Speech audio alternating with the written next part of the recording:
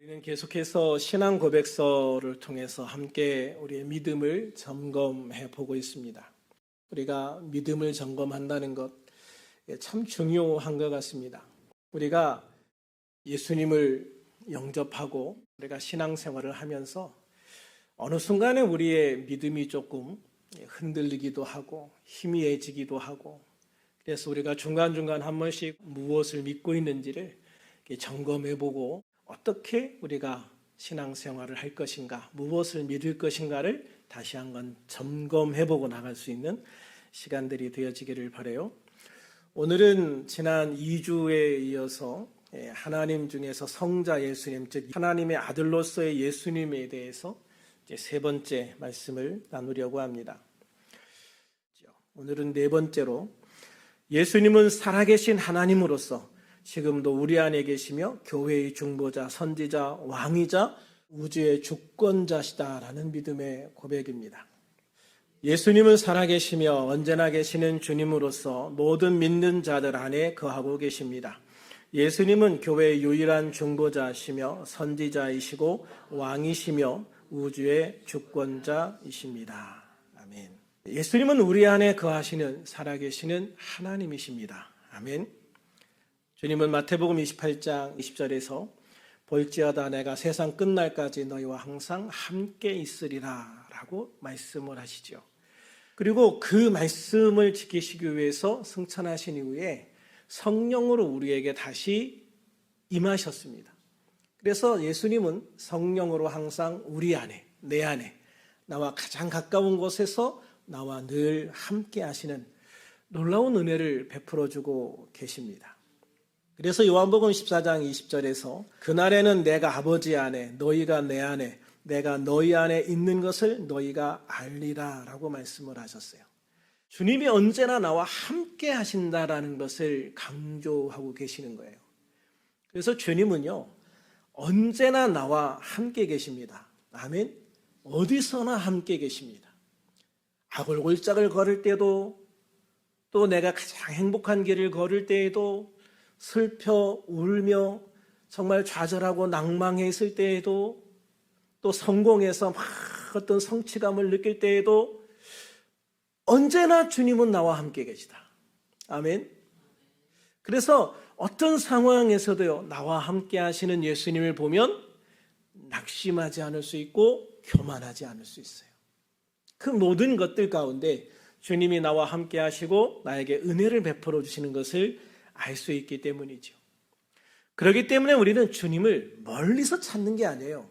주님은 어디에 있어요? 내 안에 계십니다. 아멘. 내 안에 계신 주님, 내 안에 영으로, 성령으로 내 안에 계신 주님을 바라보고 그 주님을 찾고 그 주님의 도우심을 받고 그 주님의 인도하심을 받으면서 살아가는 것, 그것이 주님과 함께 살아가는 것이죠. 그래서 늘 나와 가장 가까운 곳에서 나를 도와주시고 인도하시고 또 하나님의 놀라운 힘과 능력을 제공하시는 성령님, 바로 그 주님과 함께 우리가 하루하루 걸어가는 삶을 살아가야 될 줄로 믿습니다. 또 주님은 교회와 하나님 사이에 영원한 중보자이시다 그랬습니다. 예수님이 교회와 하나님 사이에 영원한 중보자다라는 말은 하나님과 인간 사이의 중보자라는 개념과는 좀 다른 거예요. 하나님과 인간 사이의 중보자라고 그러셨죠. 그래서 하나님 보좌 우편에서 지금도 우리를 위해서 기도하고 계시다라고 그랬잖아요. 그래서 우리 예수님은 하나님 보좌 우편에서 지금도 나를 위해서 끊임없이 중보 기도하고 계신다. 그런데 교회와 하나님 사이의 중보자라는 개념은 뭐냐면 교회와 하나님을 연결해주는 유일한 분이다라는 거예요. 교회와 하나님을 연결해주는 유일한 분. 교회와 하나님을 연결해줄 수 있는 유일하신 분이 예수님이다. 아멘. 왜 그렇습니까? 사도행전 4장 12절에 보면 다른 이로서는 구원을 받을 수 없나니 천하 사람 중에 구원받을 만한 다른 이름을 우리에게 주신 일이 없기 때문입니다.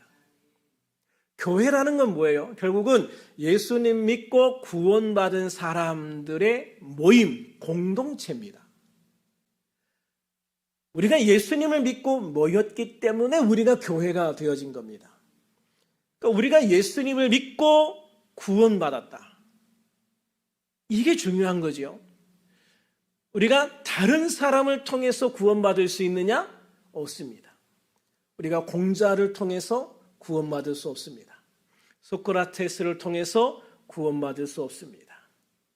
석가모니를 통해서 구원받을 수 없습니다. 오직 예수 그리스도, 하나님께서 다른 이름을 우리에게 주신 일이 없다. 할렐루야. 오직 예수님을 통해서만 우리가 교회를 이룰 수 있기 때문에 우리가 하나님과 교회를 연결해주는, 교회가 교회되게 하고 교회가 하나님의 공동체가 될 수 있는 유일한 이름, 바로 예수 그리스도다라는 거예요. 그래서 예수님은 교회와 하나님 사이의 유일한 중보자다, 유일한 연결자다라고 말씀하고 있는 것이죠. 세상에 사람은 수없이 많지만 우리를 구원할 수 있는 이름은 오직 예수 그리스도밖에 없는 것을 믿으시기를 바랍니다.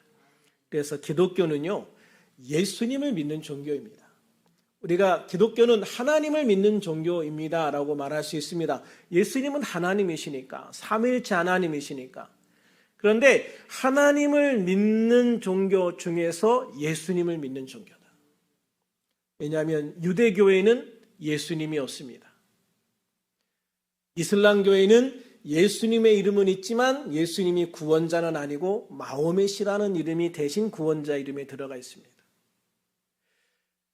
그래서 유대교회도 예수님이 없고 이슬람교회도 예수님은 구원자가 아니죠. 오직 기독교에서만 예수님이 구원자이신 거예요. 그래서 우리 기독교는 하나님을 믿지만 그 중에서도 특별히 예수님을 통해서 구원받음을 믿는 종교이다. 그래서 우리에게 예수의 이름이 참 중요한 거예요. 예수 이름이 처음이고 예수 이름이 마지막인 거예요. 그래서 예수님이 알파와 오메가가 되신다. 처음이자 마지막이 되신다라고 말씀하고 있는 거예요. 물론 그 과정도 예수님 이름 안에서 이루어지는 걸 믿으시기를 바랍니다. 왜냐하면 우리는 예수님을 통해서만 하나님께 나아갈 수 있고 예수님을 통해서만 구원받을 수 있고 예수님을 통해서만 하나님의 백성이 될 수 있고 예수님 이름을 믿음으로써만 우리가 하나님의 자녀가 되어질 수 있기 때문입니다. 그러므로 예수님을 믿는 우리들 될 수 있기를 축원합니다. 교회 다니는 사람 되면 안 돼요. 예수님을 믿는 사람이 되어야 될 줄로 믿습니다. 또한 주님은 참된 선지자라고 말씀하고 있습니다. 참된 선지자다. 선지자는 하나님의 뜻을 사람들에게 전하는 직분입니다. 히브리서 1장 2절에 보면은 이 모든 날 마지막에는 아들을 통하여 우리에게 말씀하셨다라고 했습니다. 아들을 통해서 우리에게 말씀하셨다. 그 아들이 누구예요? 바로 예수님이시죠. 마지막 때에는 예수님을 통해서 하나님의 뜻을 인간들에게 전하셨다. 그러므로 예수님은 하나님의 뜻을 온전히 계시하신 유일한 신분이에요. 많은 선지자들이 있었지만 하나님의 뜻을 온전하게, 다른 선지자들은 그냥 이런저런 단편적인 걸 전했다면 예수님은 온전하신 하나님의 뜻을 전하신 유일한 선지자이신 겁니다. 그리고 그 뜻을 통해서 우리에게 구원의 문을 열어주셨고 친히 당신이 스스로 하나님 뜻이 되어서 우리에게 구원의 문을 열어주신 거예요. 말씀과 성령을 통해서 또 우리를 진리 가운데로 인도해 주시고 그냥 단순히 선포하고 마는 게 아니라 친히 함께 하셔서 나를 도우시고 인도해 주시고 힘을 주시고 능력 주셔서 주님 뜻 안에 살아갈 수 있는 존재가 될 수 있도록 이끌어 주시는 진짜 참된 선지자다라고 말씀하고 있는 것입니다. 그러므로 우리들은 참 선지자이신 예수님을 통해서 하나님의 뜻을 늘 받고요. 그 하나님의 뜻 가운데에서 온전하고 거룩한 성도로 주님 앞에 나아갈 수 있기를 주님의 이름으로 축원합니다. 또한 주님은 왕이시고 우주의 주권자이십니다. 예수 그리스도는 모든 통치와 권세 위에 뛰어나시며 만물을 다스리는 만물의 왕이시다라고 말씀하고 있거든요. 빌립보서 2장 9절부터 11절까지 같이 한번 읽어볼까요? 시작.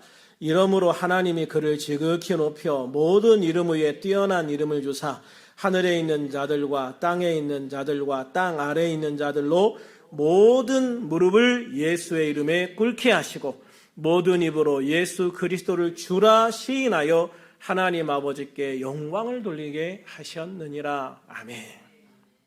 또 골로새서 1장 16절부터 17절까지도 같이 읽어봅니다. 시작. 만물이 그에게서 창조되되 하늘과 땅에서 보이는 것들과 보이지 않는 것들과 혹은 왕권들이나 주권들이나 통치자들이나 권세들이나 만물이 다 그로 말미암고 그를 위하여 창조되었고 또한 그가 만물보다 먼저 계시고 만물이 그 안에 함께 섰느니라. 아멘. 요한계시록 17장 14절도 같이 읽겠습니다. 시작. 그들이 어린 양과 더불어 싸우려니와 어린 양은 만주의 주시오 만왕의 왕이심으로 그들을 이기실 터이요 또 그와 함께 있는 자들 곧 부르심을 받고 택하심을 받은 진실한 자들도 이기리로다. 아멘. 그러므로 우리들은 살아계신 하나님이시고 또 하나님과 사람 사이의 유일한 중보자이시며 교회와 하나님 사이의 유일한 중보자, 참된 선지자, 왕이시며 우주의 주권자이신 예수님을 우리가 온전히 믿는 믿음을 고백하면서 주님 앞에 나아갈 수 있기를 소망합니다. 주님의 권세와 능력으로 날마다 이기고 승리하는 성도가 되기를 주님의 이름으로 축원합니다. 마지막으로 예수님은 마지막 날에 세상의 심판의 주로 다시 오셔서 모든 역사를 완성하실 주님이 되실 것입니다. 신앙 고백서 내용 함께 읽어볼까요? 시작. 예수님은 이 세상을 심판하시고 구원의 역사를 완성하시기 위해 능력과 영광 중에 다시 오실 것입니다. 예수 그리스도의 재림은요, 기독교 신앙의 정말 복된 소망이자 역사의 종지부를 찍는 가장 영광스러운 순간이 되죠. 예수님은 처음 베들레헴으로 오실 때 그 낮은 모습이 아니라 심판주와 영광의 왕으로 이 땅에 다시 오실 것을 약속하시고 있습니다. 특별히 능력과 영광 중에 임하시는 예수님을요, 모든 사람들이 볼 수 있도록 다시 오실 겁니다. 모든 사람이 볼 수 있도록. 마태복음 24장 30절 같이 읽어볼까요? 그때 인자의 징조가 하늘에서 보이겠고 그때 땅의 모든 족속들이 통곡하며 그들이 인자가 구름 타고 능력과 큰 영광으로 오는 것을 보리라. 모든 사람들이 예수님이 오시는 것을 그들의 눈으로 직접 보게 될 것이다. 데살로니가전서 4장 16절 같이 읽습니다. 시작. 주께서 호령과 천사장의 소리와 하나님의 나팔 소리로 친히 하늘로부터 강림하시리니. 아멘. 예수님이 오실 때는요, 처음에 베들레헴에 오실 때처럼 그렇게 고요하게 오지 않으십니다. 예수님이 다시 오실 때는요, 천사장의 호령소리. 이 천사장의 호령소리라는 건 뭐냐면 옛날에 왕이 이렇게 행차할 때 맨 앞에서 소리 지르는 사람 있죠. 물러가라, 왕이 행차하신다, 뭐 이렇게. 또 서양 같으면은 왕이나 귀족들이 갈 때 그 앞에서 누구누구 왕이 가십니다, 길을 비키시오, 막 이런 식으로 이렇게 한단 말이에요. 그러니까 왕이 지금 오고 있다는 것을 큰 소리로 사람들에게 공고하는 거예요. 알려주는 거예요.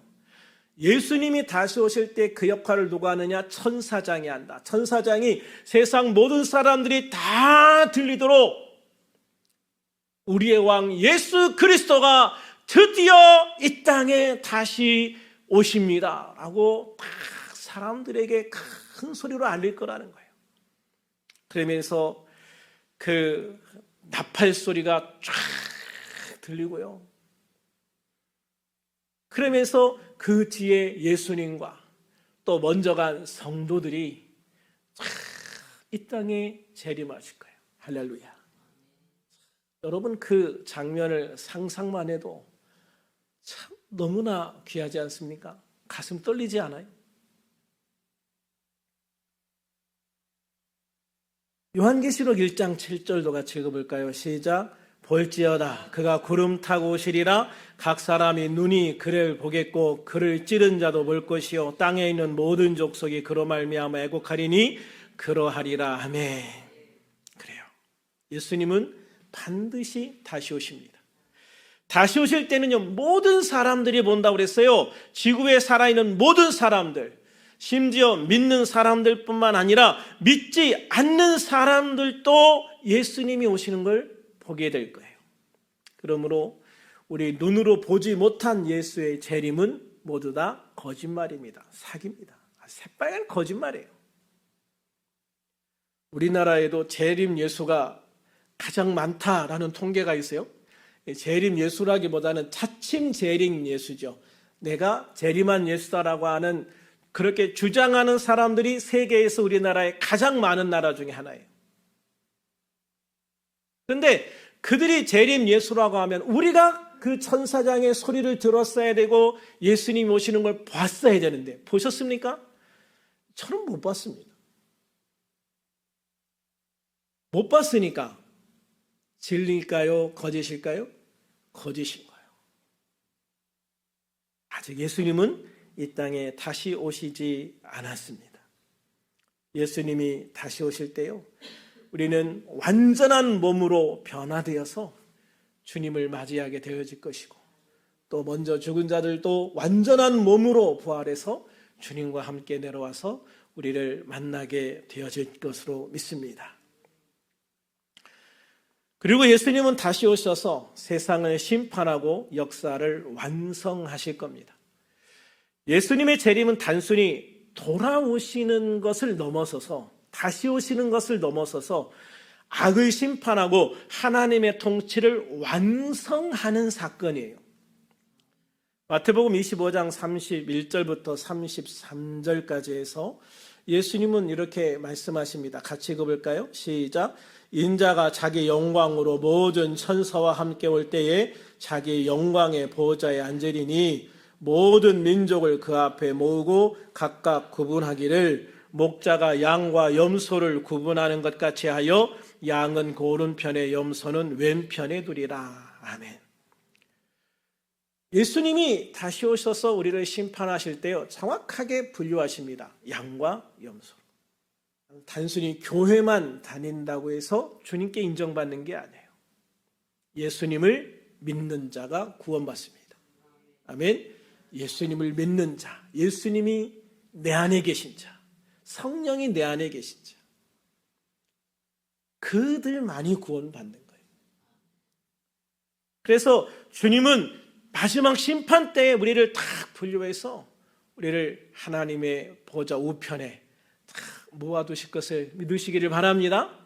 여기서 왼편에 가 있으면 안 됩니다. 전부 오른쪽에 가 계시기를 축원합니다. 디모데후서 4장 1절에 보면 하나님 앞과 살아있는 자와 죽은 자를 심판하실 예수 그리스도 그랬습니다. 하나님 앞과 살아있는 자와 죽은 자를 심판하실 그리스도 예수. 다시 말하면 모든 사람을 심판하실 분이다. 예수님은 이 땅에 있는 모든 사람들, 이미 죽은 사람과 살아있는 모든 사람들을 심판하실 분이 바로 예수 그리스도라는 것이죠. 그렇습니다. 예수님은 반드시 다시 오십니다. 그리고 그날은 심판의 날이 되어질 겁니다. 그 심판은 우리에게는 정말 귀한 소망이 될 겁니다. 믿지 않는 자들에게는 절망이 되겠죠. 우리들 모두 주님 다시 오실 때 주님 오른편에 서 있기를, 그리고 주님이 주시는 그 모든 칭찬과 상급을 함께 받고 영광의 자리에 설 수 있는 우리들이 될 수 있기를 주님의 이름으로 축원합니다. 그러나 예수님이 다시 오실 날은 아무도 모른다라고 했습니다. 아무도 몰라요. 마태복음 24장 36절에 보면 그러나 그 날과 그때는 아무도 모르나니 하늘의 천사들도 아들도 모르고 오직 아버지만 아시느니라 그랬습니다. 오직 아버지만 아시느니라. 데살로니가전서 5장 2절에는 주의 날이 밤에 도둑같이 이를 것이라. 갑자기 임할 것이다. 징조는 보여주겠지만 날짜는 안 알려준다. 그래서 주님은 우리에게 징조를 보고 준비하라고 그러셨죠. 그러나 날짜는 나도 모른다. 누가 알아요? 하나님 아버지만 아신다. 그러므로 예수님이 언제 오신다고 날짜를 정하거나 때를 정하는 것도 이단입니다. 이것도 다 잘못된 거예요. 거짓말입니다. 예수님이 다시 오시는 날은 하나님 아버지만이 아시고요. 하나님 아버지께서 예수님과 천사들에게 오늘이 그날이다 하면 그날 예수님이 오시는 거예요. 그러므로 우리는 언제 오실지라도 주님을 맞이할 수 있는 준비가 되어져 있는 성도가 되어야 됩니다. 아멘. 언제 오시더라도 주님을 맞이할 수 있는 준비가 되어져 있는 성도가 되어야 된다. 그러므로 깨어 있으라. 어느 날에 너희 주가 임하는지 너희가 알지 못함이니라. 그러므로 너희도 준비하고 있으라. 생각하지 않은 때에 인자가 오리라. 그러므로 너희도 준비하고 있으라. 언제든 주님이 다시 오실 그날 기쁨으로 주님을 맞이할 수 있는 준비를 하고 살아가는 성도가 되어야 된다. 그렇기에 베드로후서 3장 11절과 12절에서 사도 베드로는 너희가 어떠한 사람이 되어야 마땅하냐? 거룩한 행실과 경건함으로 하나님의 날이 임하기를 바라고 간절히 사모하라라고 말씀하고 있습니다. 우리가 어떤 사람이 되어야 되느냐는 걸 생각하라는 거죠. 어떤 모습으로 살아가야 될까? 거룩한 행실과 경건함. 이것이 우리가 살아가면서 살아가야 될 삶의 모습이다라는 것이죠. 거룩한 행실, 죄와 구별되어진 하나님 뜻과 말씀 안에 살아가는 삶, 경건함, 하나님의 말씀이 내 삶의 일부가 되어져서 하나님 말씀이 내 삶이 되어져 있는 삶, 그런 삶을 살아갈 때 주님이 다시 오시는 그날 우리가 주님을 두 팔 벌려 맞이할 수 있는 성도가 되어질 수 있다는 것이죠. 그러므로 우리들은요, 주님의 다시 오심을 기다리는 성도로서 항상 영적으로 깨어 거룩한 삶을 살기를 힘써야 됩니다. 아멘. 주님이 언제 오시더라도 주님 앞에 부끄러움 없는 모습으로 서기 위함이죠. 예수님이 다시 오실 때 쥐구멍이 어디 있나 숨는 자가 되면 되겠습니까? 예수님이 다시 오실 때 주님을 향하여 달려나가는 성도가 되어야 되죠. 요한계시록 22장 20절에 보면은 사도 요한이 내가 진실로 속히 오리라 라고 예수님이 말씀하실 때 뭐라고 그래요? 아멘 주 예수여 오시옵소서. 주님 빨리 오세요. 주님 지금이라도 오세요. 언제든 주님을 맞을 준비가 되어 있습니다. 우리가 마라나타라고 하죠. 마라나타. 그런 찬양도 있습니다만은 마라나타. 주여 오시옵소서라는 뜻입니다. 주여 오시옵소서. 이 고백이 정말 우리의 모든 고백이 되어줄 수 있기를 주님의 이름으로 축원합니다. 그래서 우리 예수님 다시 오실 때 예수님을 향해서 정말 두 팔 벌려서 주님을 맞이할 수 있는 우리들. 또 내가 먼저 주님 앞에 간다면 주님 앞에 갈 때 주님이 내 이름을 부르시고 나를 기꺼운 마음으로 맞아주시고 그때도 내가 주님 만날 날을 고대하며 살았습니다.